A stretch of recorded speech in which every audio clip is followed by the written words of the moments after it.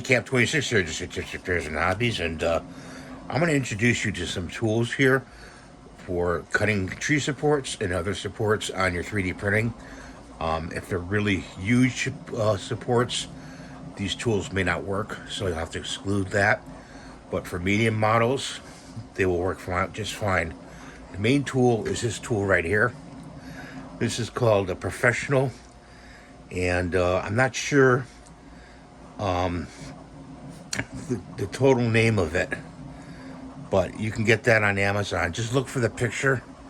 It looks like that, and these cut the tree supports very well, so you relieve the pressure on, say, like hands. You don't want to break the hands off. So that's one tool. Okay, second tool I go to, there's a pair of Gerber pliers like this, and you could use regular pliers like this with this shape. Doesn't have to be Gerber, but this is what I had. So those grab right in, and you can really pull supports off very well without hurting your hands. You could also wear gloves. You could buy gloves for the feet and other parts where you have tree supports. You could scrape it with this away from you. So a chisel, it's about a 1/2-inch chisel you can use for tree supports. Okay, and also this little screwdriver I use, believe it or not, for little intricate parts.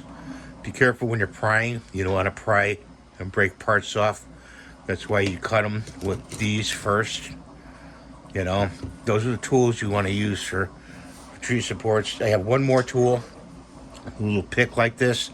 See how it's bent at the end? Well, that's because I use it to do little intricate parts. Again, away from you when you work. Wear gloves.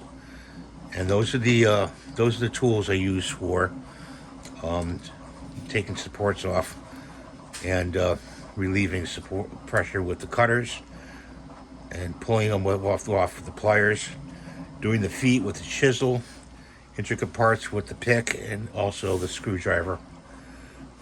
So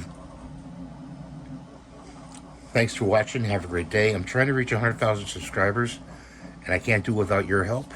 So please subscribe, tell your friends, and have a good day. God bless you. Bye for now.